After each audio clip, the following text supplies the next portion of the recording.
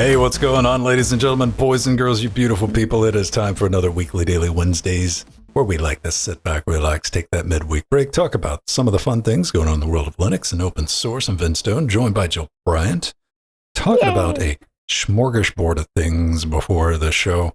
You just have to go back and give that a listen if you're one of our beautiful patrons.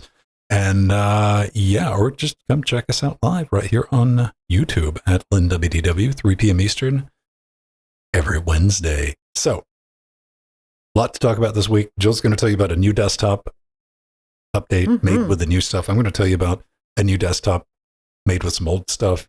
Then Vivaldi has come out and made a stance on AI. I'm like, okay. And things are getting shook up again over at Asahi Linux, you know, the Linux distro that you're running on your M series Mac, if you got one of those laying around. But first, bit of an adventure time, dude. Yeah, you did, Ven. You had lots of adventures, actually, in the last week. Okay, you got a couple things going on, man. Got a couple of things going on. I guess the big one, the most recent one is this guy showed up and I got everything put together. I've talked about it on the show. The free computer case, it's the $9 computer case released by Teenage Engineering. Why should you care about this? Because it's a fantastically neat idea. It is a single sheet of plastic that folds up into a case. And I'm a huge idea. I am a huge idea, but I'm also a huge fan of the idea of a ultra affordable case that you can just grab and stick together and put something in. Because we've all did floor builds or pizza box builds, cardboard, you know, because they're just different. And you don't want to go dig out one of your iron razor blade suitcases that you got laying in a closet somewhere. It's just a nice little modern case. And that's the promise behind the computer too. And yeah, I took it for a spin. There's a video on YouTube on the Interfacing Linux YouTube channel. You can follow me, or you can just check it out on Interfacing Linux. I strongly suggest watching the YouTube video and giving that a look, but I take it apart. It's got some weird stuff inside of it, which made me have to read the instruction manuals, but not everything worked. But I'm not going to spoil it for you. I'm going to be a good YouTuber for once and just not tell you everything that happened. But yeah, go check it out. Give it a watch, or just read through it. You'll get the gist of it. And my conclusion is I hope they continue working on these, because there is a huge market for affordable little cases like this. How many times I need a case for a little system? You know, if you're somebody who builds PCs, you got stuff laying around. And just have different sizes too, because this is limited to mini ITX. I just, the concept of a single sheet flat pack, you can just fold it back up and put it somewhere. Way easier than stacking your old cases on top of each other in a closet. I'm talking about while I'm looking at a closet that might have PC cases stacked up in it, right? Because I do. Yeah, man. Computer 2. Go check it out over at Interfacing Linux. Now you have a NAS story as well. I do, man. I do. Allegedly, we'll see. Apparently, I got one of these coming to me. What do you think of that? Oh, sweet. The Zima Blade. Awesome. The Zima Blade, the NAS system, dude.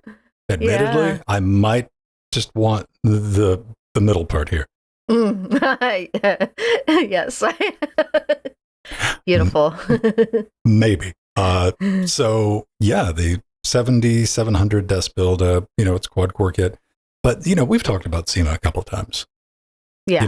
Right when they had the first Kickstarter or Indiegogo announcement for their Zima Blade, because it was fanless. I'm oh, maybe one of those. And I was going to buy one until I saw the price of their power cord. You remember that? I got a bit unhinged when I saw the price of their power cord. Yeah. You guys are just highway robbers. Just out of principle, I'm not buying that. Yeah. Just being weird about it. But yeah, they're hey, we got this. We want to promote it and all that. And I'm you know what?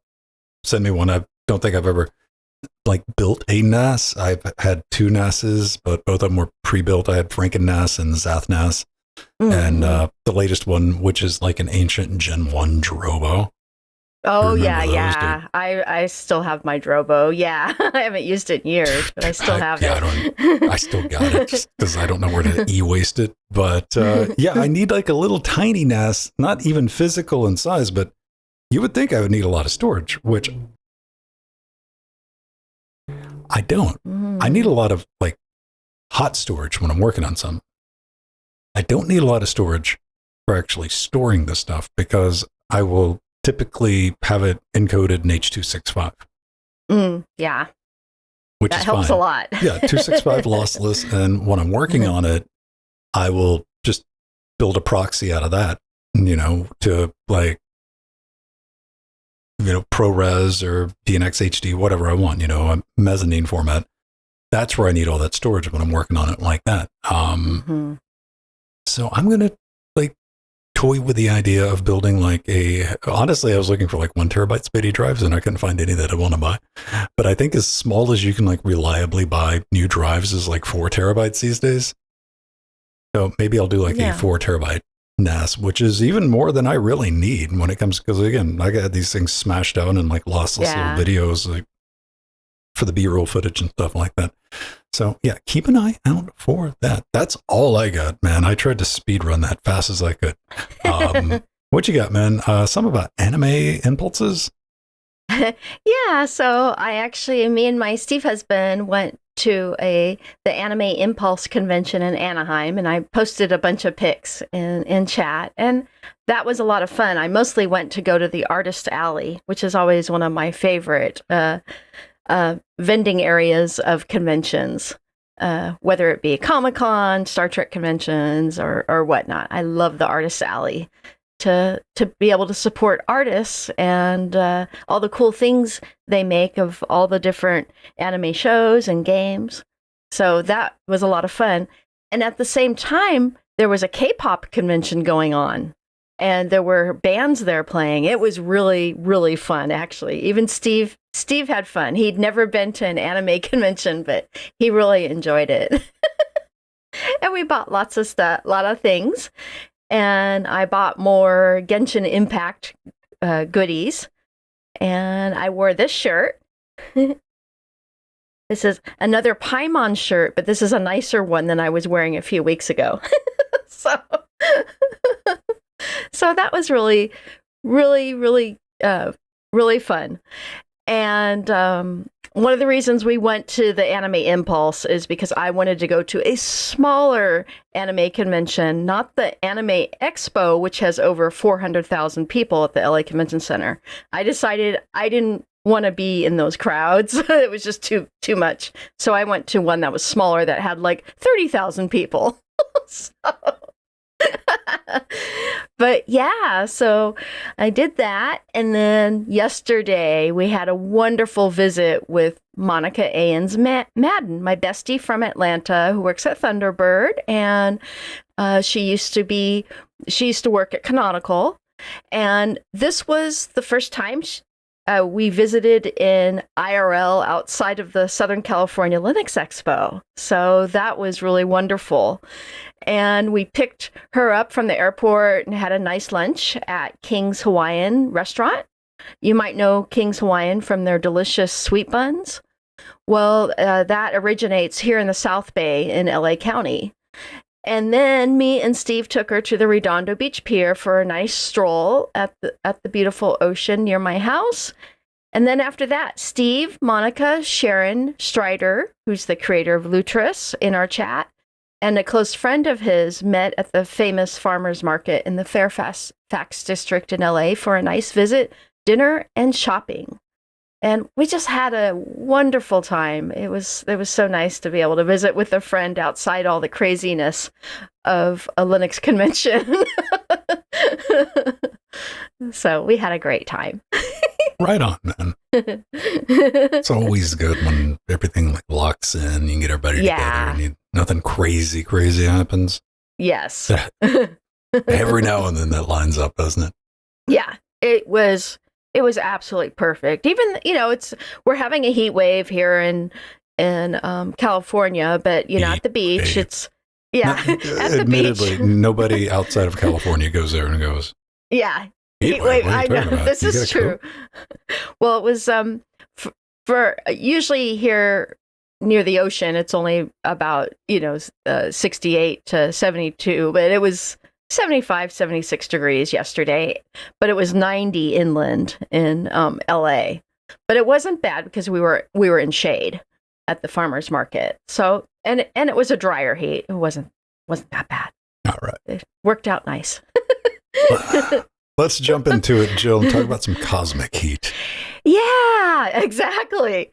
So System76, the Denver, Colorado-based maker of some of our favorite pre-installed Linux laptops and desktops, has a major update for their in-house built REST-based Linux desktop, Cosmic. This is just so very exciting. The initial setup for the Cosmic desktop has been completed, moving it closer to a much more stable release. The setup is really wonderful. It includes a focus on accessibility, with the screen reader being on by default, and a screen magnifier that can be toggled on that zooms in on your cursor and follows it around. And that's something we need. We need accessibility not just on the desktop, but on the installer as well. And the first time setup. And the Cosmic desktop initial setup features automatic, high resolution scaling, and you have the option to fine-tune scaling and incrementally change the text size.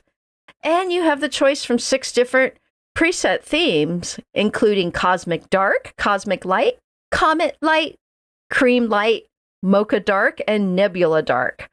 Awesome. And you can customize the panel layout with either single or dual panel layouts, helping users transition from Windows or Mac OS, helping them transition and adapt more easily.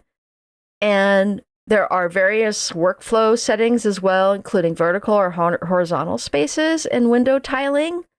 Windows can be set to either tile or float within each workspace. And all this is just amazing from the initial setup. We've got all these things we've wanted in a desktop initial setup. System76 is doing a beautiful job of including all these features. Also, there is a new reworked tiling system with more intuitive behavior and extra grid layouts, as well as new keyboard shortcuts. The setup highlights the launcher as a primary tool for quick access to applications and features. That's really convenient, and lets you know that Cosmic will ship with a core suite of REST-based applications. And a beta release is expected soon, though a specific date has not been announced yet, but I'm sure we will hear from them soon. If you would like to test out Cosmic's initial setup, you can download the latest stable Pop! OS release and install the desktop environment. And with rolling release distributions, you can expect updates to their repositories with the latest packages soon.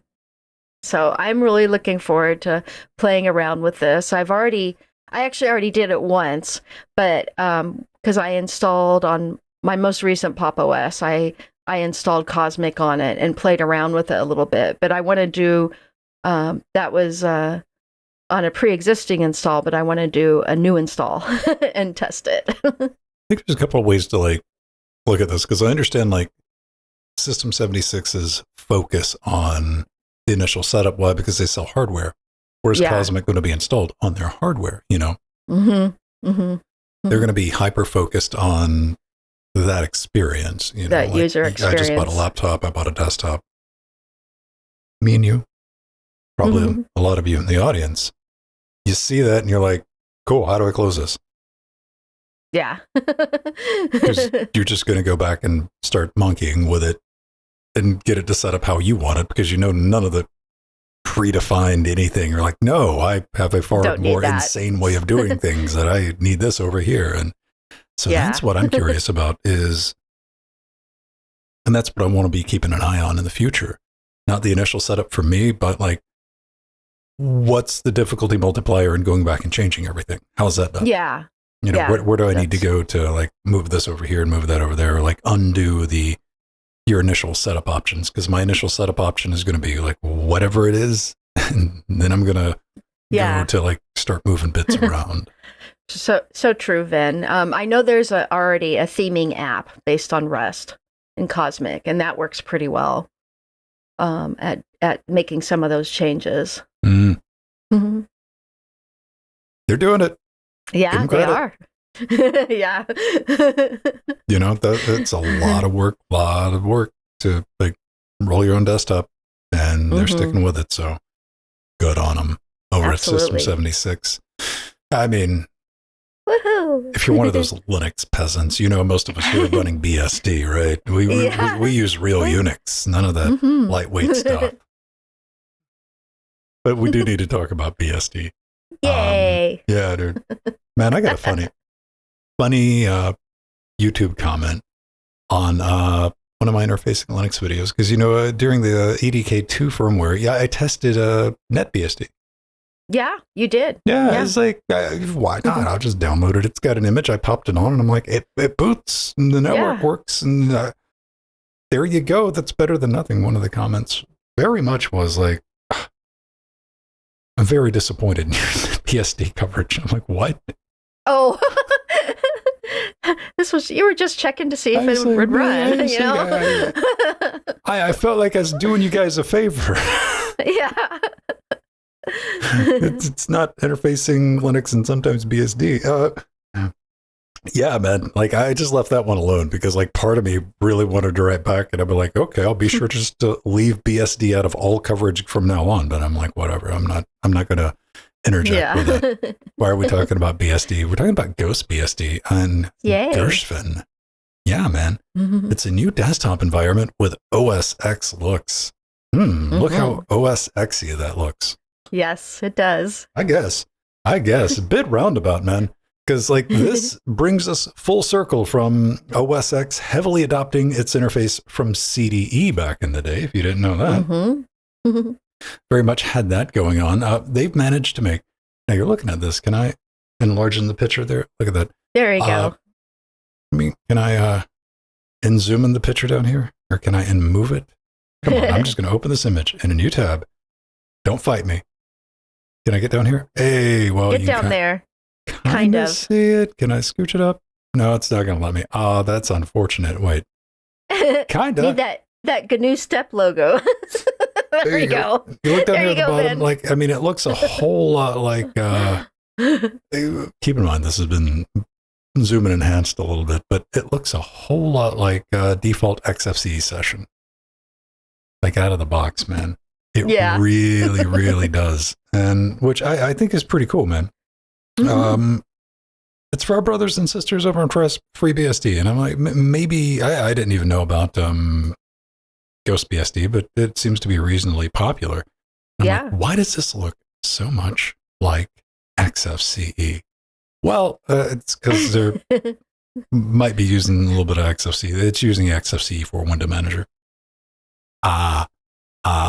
Not a huge surprise, is it? But yeah, it does have that default look. Like if you ever set up XFCE with like the launcher up top and the little CDE bar down at the bottom, which is like pretty close. I don't use the launcher up I don't even really use the launcher on mine, but if I do, it's still at the bottom.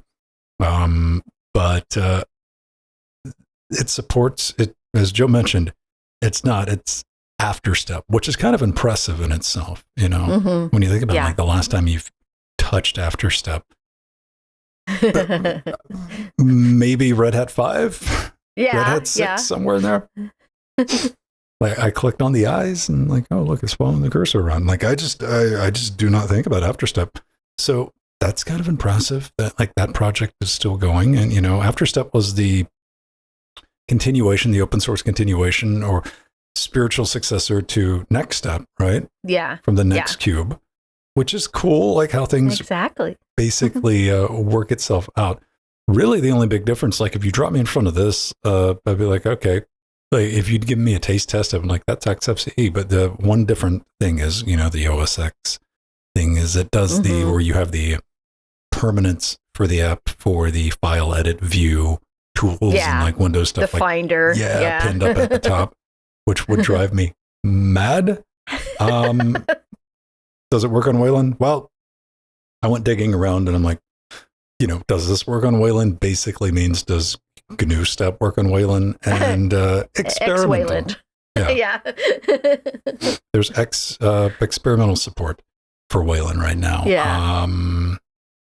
They even said they might be working on a Windows style. Yeah. That I could did be see interesting. that. Yeah. Gershwin.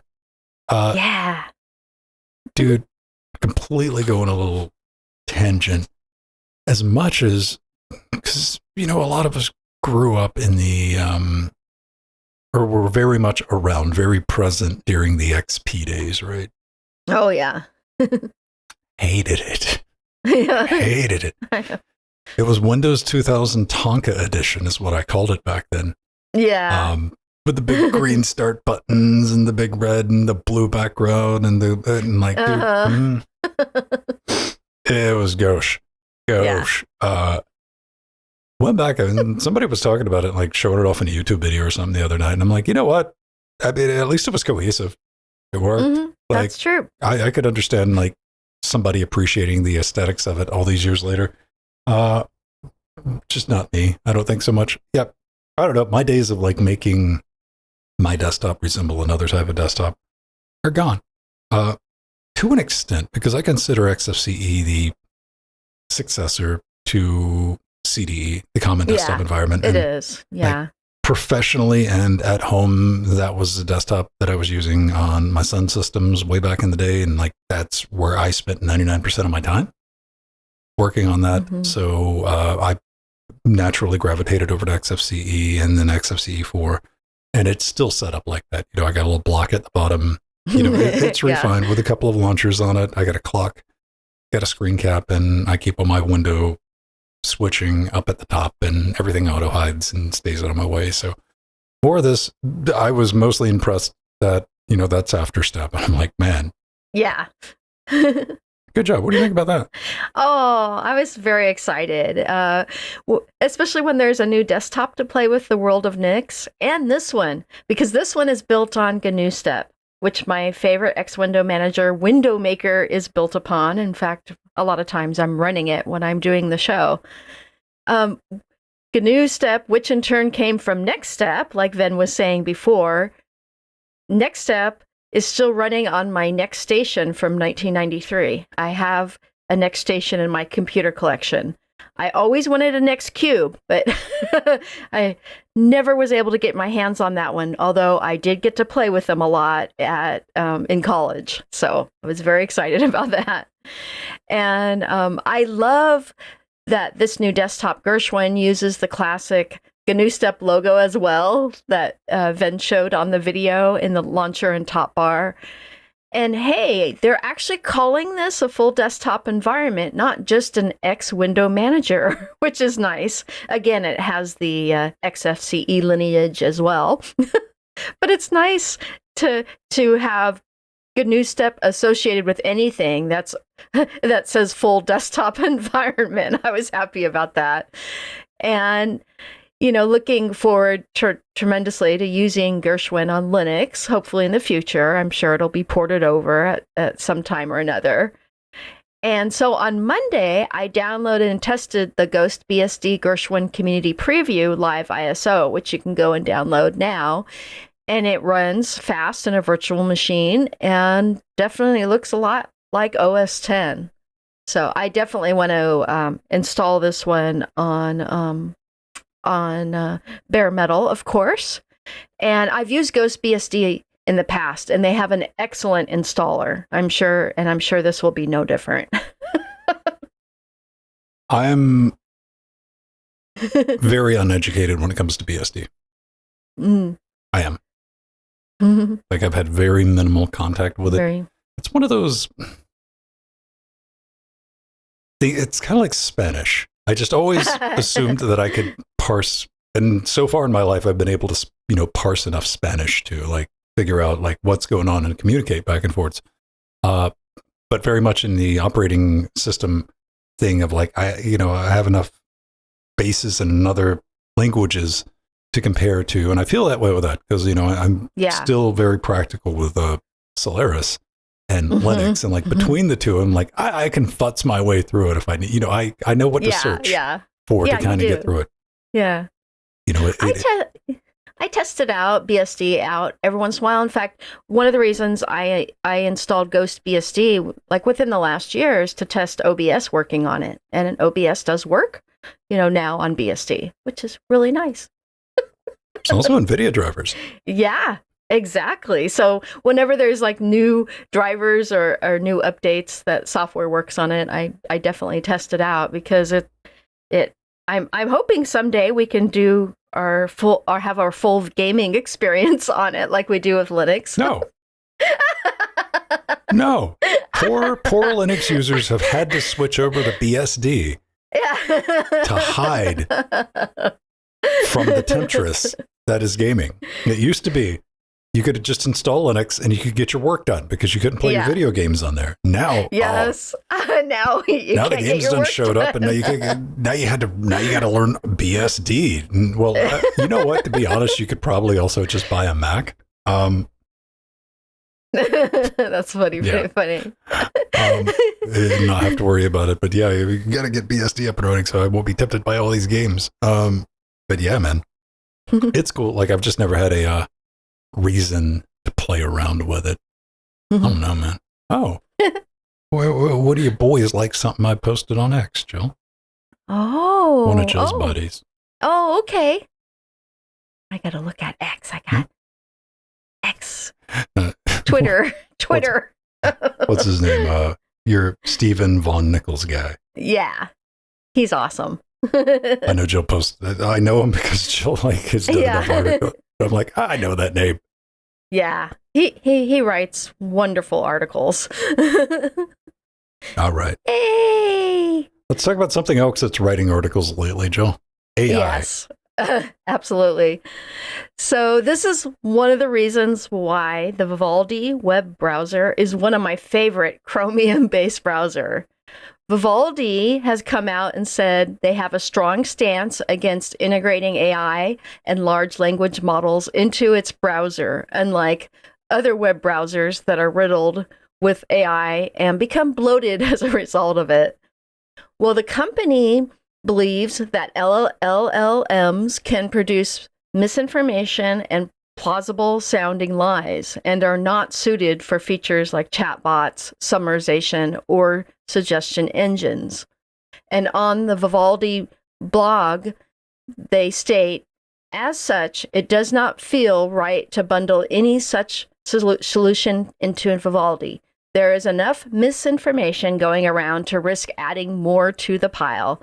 We will not use an LLM to add a chatbot, a summarization solution, or a suggestion engine to fill up forms for you until more rigorous ways to do these things are available. And Vivaldi is also concerned about privacy, copyright violations, and the potential for LLMs to regurgitate, private or plagiarized content, which I completely understand. And it's one of the reasons I love that browser because it's so privacy conscious. And at Vivaldi, they believe that web browsing should be a human-led process of, discovery and thinking. And they also state, despite all this, we feel that the field on machine learning in general remains an exciting one and may lead to features that are actually useful. In the future, we hope that it will allow us to bring good privacy-respecting features to our users with a focus on improving discoverability and accessibility. Way to go, Vivaldi. This was great to hear. I was very happy. Yeah, unlike you, Firefox. Yeah. It's not just a LLM. It's like showing the anything. AI bubble, dude. Like, just let it go. Let it turn into a useful, reliable, semi-reliable product for regular end users. Mm-hmm. I understand there are niches where you're like, dude, this is great. Now I get that. I understand that. I'm not against what this is, but like just shoving it into things just because like, hey, it's a marketing thing. We got the AI thing. We have AI. Back to Firefox. We're going to use AI to organize your bookmark. Like, no, stop. Yeah. Quit. Stop. And Google trying to do it with everything, trying to do a Google search these days. Google will be like, here's your AI generated thing. And I'm like, wow, thanks for a block of text at the top of the search. Well, it's not even your search results. Yeah. You get your like block of text that you know is not going to be right, followed by, 3/4 of ads and sponsored posts. Then maybe like at the bottom, you might have like 2 or 3 things. It's silly. Yeah. It's silly. Like, I now understand why people are using LLMs to search. Mm-hmm. I truly am, because I'm starting to do it. Because I'm looking for a thing. I'm like, here's my question. And it's not in a form of a human readable question. It's how I learned to use search engines for the last 20 years. It's the keywords that I'm looking for, right? Mm-hmm. Like thing. There's no ends, there's no question marks, or like, hey, how about, and I'm like, just here's your keywords, figure it out. And it's trying to give me some auto-generated response, where you can go to ChatGPT and be like, here's some keywords. You know what I'm looking for? Where's this located on the internet? And it'll be like, oh, here's your sites. And I'm like, I remember when Google would just do this with one step. And yes. I'm not hyping up ChatGPT. What I'm saying is I understand why people are using. If you were like me and you were curious, you're like, why are people? And I was like, this is why, dude, because search has turned into just non-usable. Maybe DuckDuckGo's better, Bing's not any better. But yeah, kudos on Vivaldi for like tapping the brakes and just realizing like we don't need to shove this into our product because it's not adding anything to the end user experience. Yeah, and it's not. And you've heard me talk about like Ladybird, right? Yeah, woohoo. Yeah, like that. That's what I'm championing. Just 100% behind, because let's just get it back. I retweeted this or whatever. It might have been on Blue Sky. I don't remember. And I was like, let's take another step back. Let's not worry about, I'm not saying not good enough. I'm saying this is great, but let's go backwards a little bit and start focusing on getting back to just having browsers. Mm-hmm. That's what they do. They go to websites. That's it. That's one of the reasons I'm hyped about. Like Ladybird is the point of just, it's a web browser. Yeah, just a web browser. And you can go to any search engine or chat GPT or Mistral online and do your work there. It doesn't have to be in the browser. The browser is supposed to also help make it faster to get to those sites. And when it's bogged down with all this AI stuff, it's not faster. Let's get the AI. Like, just be browser. Just be browser. That's all I want, man. So good on Vivaldi. I use Vivaldi. It's in one of the monitors. Not right now because we're doing a show, but like I use it for it's my social media monitor browser where I have the tabs for like all the social media stuff. Yeah, same here. And it gets the job done. Once you cut off all the attempts at trying to help you. And I'm like, oh, that's what I'm talking about. I like, beat it back down a little bit. I'm like, nope, just browser. That's all I need. And yeah, there we go, man. Good on you, Vivaldi. Now, before we get out of here, I want to cover a little bit of news from Rosenzweig. You might know from the Asahi Linux, the absolute mastermind, the genius behind dissecting and reverse engineering all the GPU bits inside the M1. Been following that for the long, long time. And I'm like, always super impressed by the work. Always. Bit of a blog post about what's going on over there. And it covers a bunch of things, just what's been going on over at the Asahi project, dissecting the Apple M1 GPU, the end. Which I'm like, oh man. So Rosenzweig said, job's done. Like, got it figured out. Everything works, for I got the plumbing done.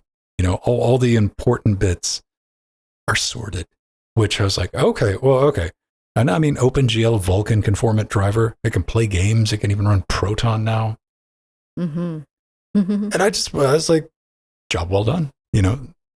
She shipped a driver, dude.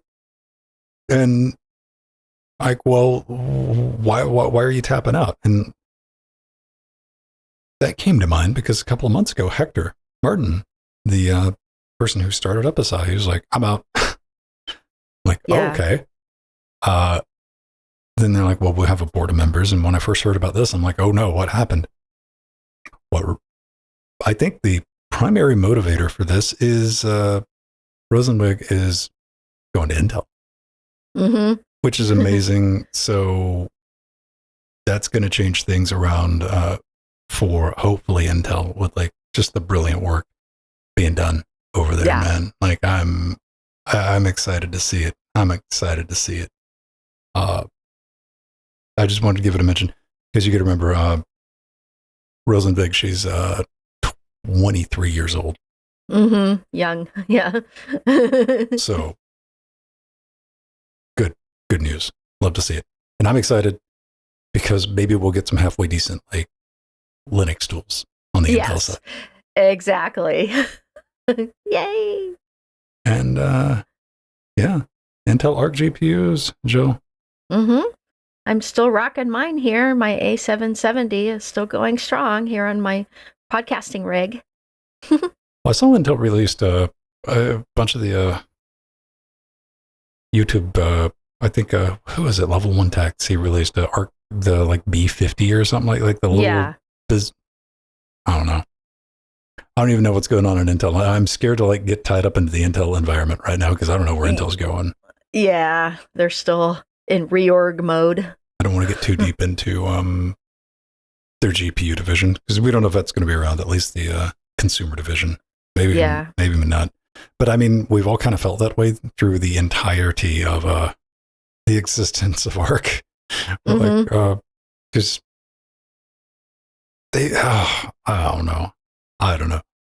We don't have to worry about it. Hopefully, Rosenzweig will be a big help to them because they desperately absolutely.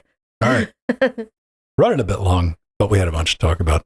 So, rock and roll. Have a great rest of your week, everybody. Come check us out live. You get a chance, 3 p.m. on Wednesdays over here at LWDW on the YouTubes. Want to support what we do? Patreon.com/Linux Gamecast. Get some bonus.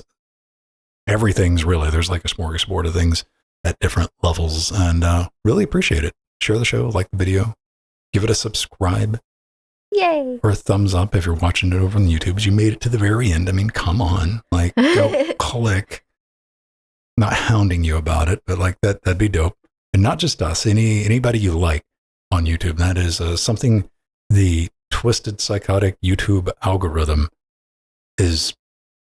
wants that more than anything else. That's the thing you can do to help any of your channels. Like, and we don't think to do it. I don't think to do it too. It likes that and engagement. So go help out your YouTube brothers and sisters. Or, as you know, this is a podcast. That's where most of you are listening. There you go. Anywhere you want. All right. And if you want the pre-show and the post-show and podcast format, again, patreon.com. There we go, ladies and gentlemen, boys and girls. Have a great rest of your week. And speaking of those beautiful party patrons, let's go ahead and give roll them a the credits shout out for this week. Yeah. Thank you to our advisor, Art Theron. And our executive producers, Barb Brandt, Scott, who's in chat now, Atomic, Drummer, our glorious egg roll, our Basil, our empty, our sea monsters, Truggy, Mike, our Death Notes. We've got several in chat. We've got Mere PPC in chat. And also Nemo DeCresney's in chat too. And he's one of our patrons. There you go. Yeah. All right, everybody. Have a great rest of your week. Bye-bye. Love you all.